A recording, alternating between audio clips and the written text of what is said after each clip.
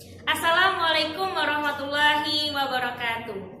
Innal hamdalillah nahmaduhu wa nasta'inuhu wa nastaghfiruhu wa na'udzu billahi min syururi anfusina wa min sayyiati a'malina may yahdihillahu fala mudhillalah wa may yudlil fala hadiyalah. Asyhadu an la ilaha illallah wa asyhadu anna Muhammadan abduhu wa rasuluhu amma ba'du.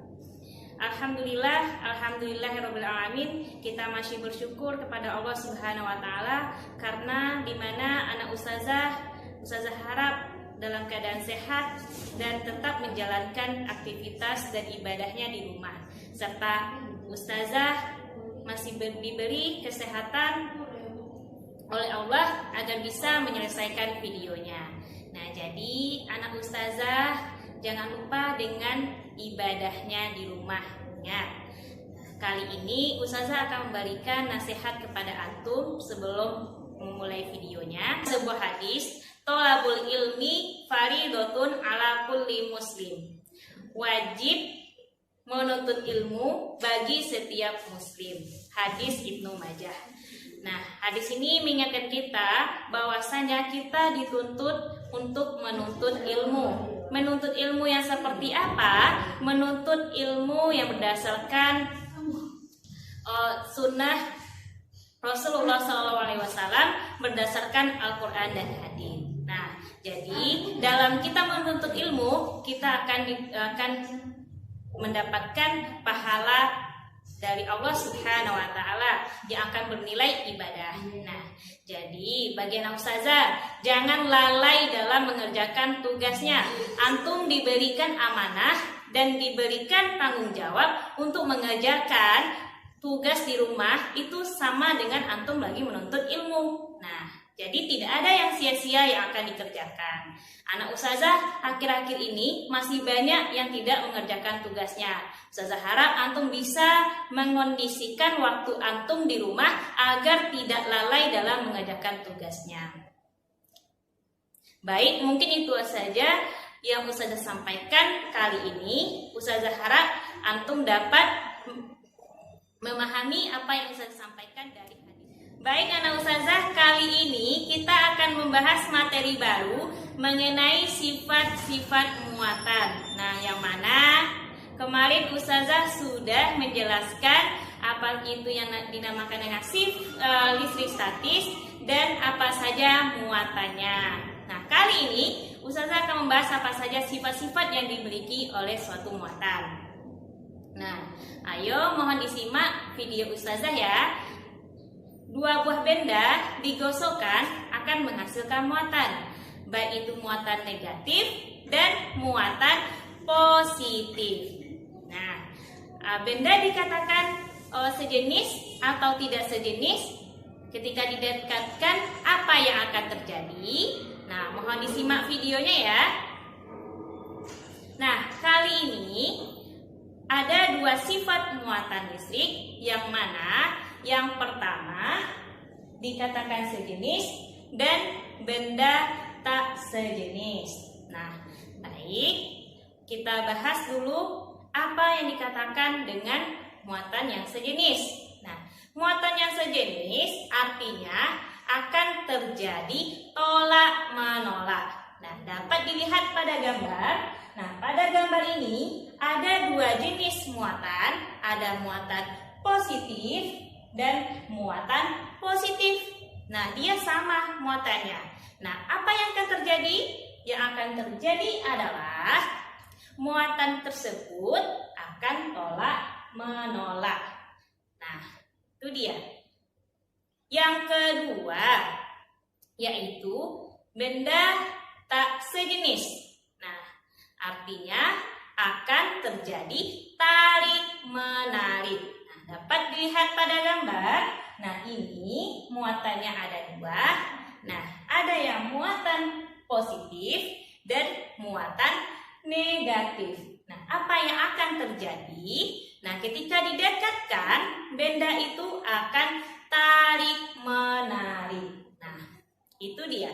Nah, ada lagi kalau misalkannya dia bendanya yang bermuatan negatif, dengan negatif, dia akan tolak-menolak. Nah, itu adalah sifat dari muatan tersebut.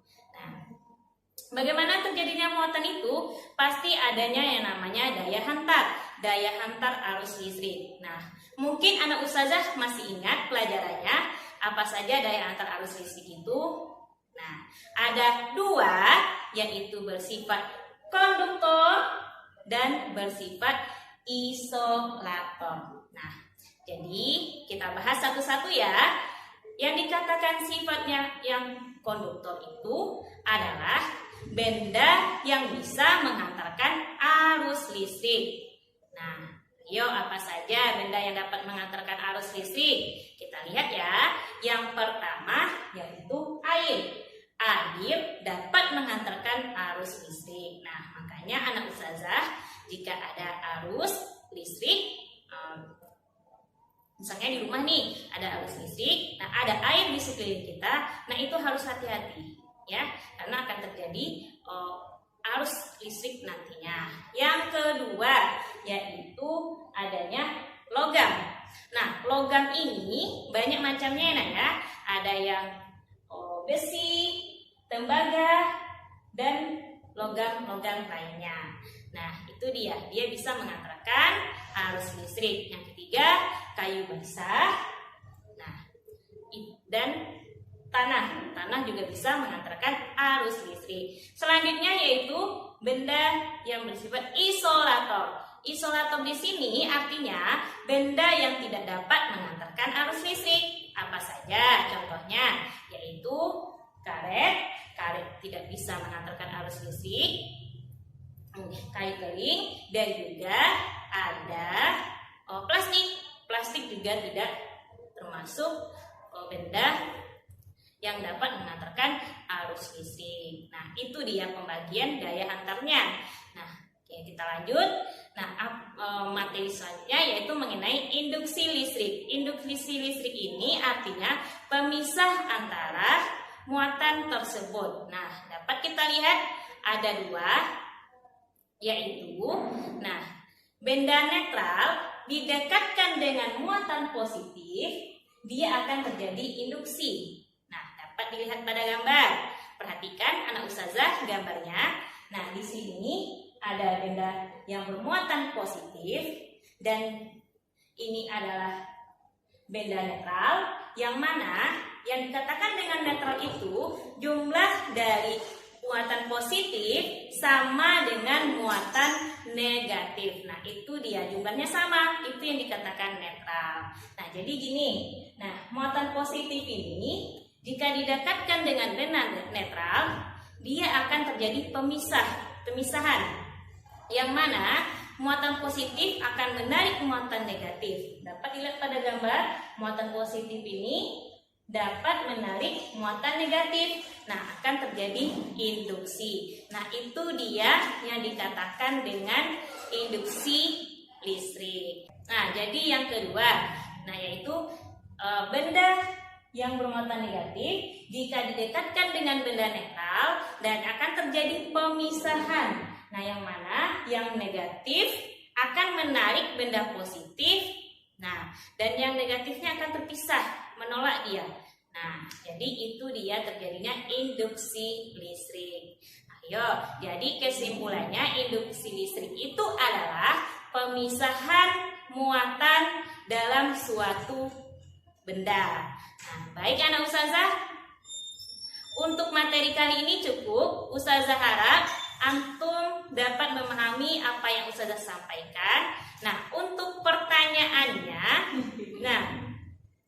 yang pertama, apa saja sifat-sifat dari muatan listrik? Dan yang kedua, apa saja daya penghantar arus listrik? Nah, ingat, pertanyaannya akan dijawab di Google Form. Oke, ustazah akhiri dengan doa kafaratul majlis. Subhanakallahumma wa bihamdika asyhadu alla ilaha illa anta astaghfiruka wa atubu ilaik. Assalamualaikum warahmatullahi wabarakatuh.